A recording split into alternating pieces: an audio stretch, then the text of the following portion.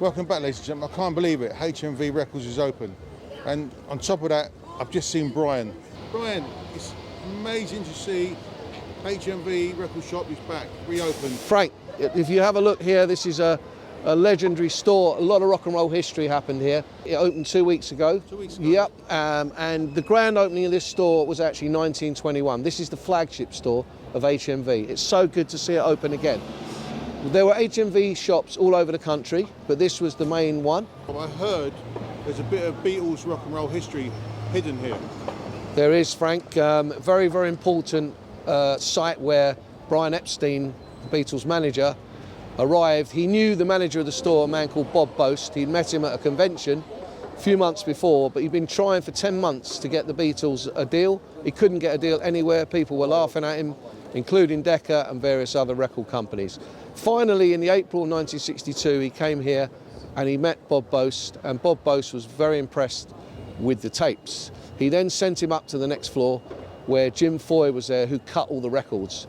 Wow. Jim Foy actually said, go up to the top floor. Now this is it. Once he went to the top floor, Sid Coleman was there, the big boss of Ardmore and Beechwood, the publishers, and straight away got on the phone to George Martin and arranged an appointment for Brian the next day. Brian, the HMV and the dog, what's the story on that? And it means his master's voice.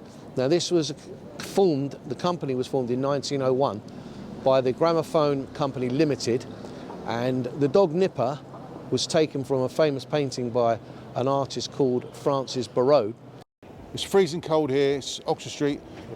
You've had a lovely bit of history there from Brian. So let's see if this record shop is up to the test.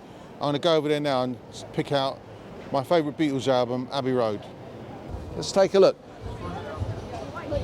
Absolutely amazing. It's like going back in time. Take a look at that. 1973. 1973 that was. Frank, this is just how it was. I mean, I got all this at home. It's stacked. Yeah, we also have the CDs in here, Frank. Find the album. Right, let's have a look. Look at that. Oh yeah. I've not seen that before. There we go. That's new. Frank? Hunky Dory, Heroes. So I used to have the lot. Yeah. Sold it all. Sold it all for nothing, I did. So there you go.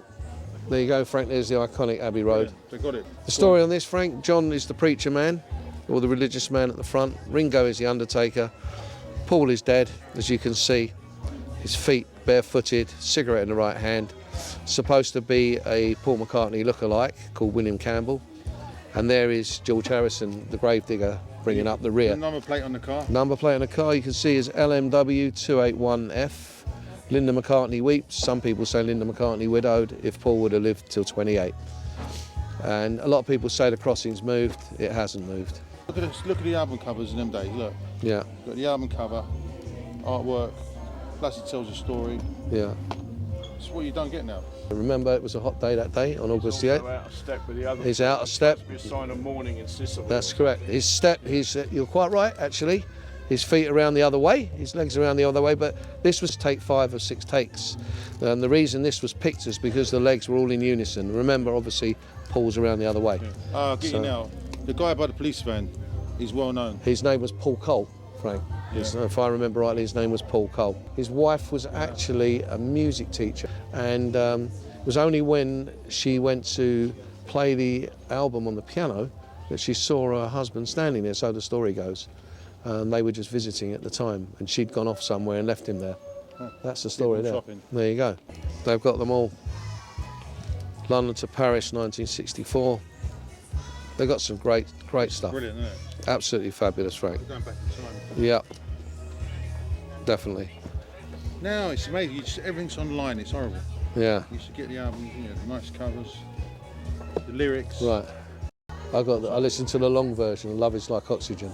Yeah. Incredible track. 1978 they brought that out. Yeah. That was their last hit. Any Slade in there? Don't know. Slade. Here you go, Rolling Stones, Goats No, and Slade. Soup, Steel Wheels, Sam- Sonny Rock no, and wait a Roll, minute. Let It Bleed. That was a great album. Rolling Stones, I don't know that one. Aftermath. No, they don't have Slate. Aftermath, American. Is that American Not version? an album. In Between the Buttons. Yeah. Big hits.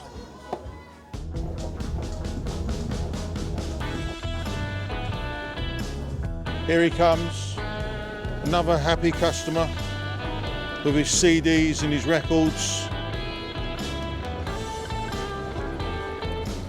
But there you go, CD, record, HMV's reopened, we're in Oxford Street.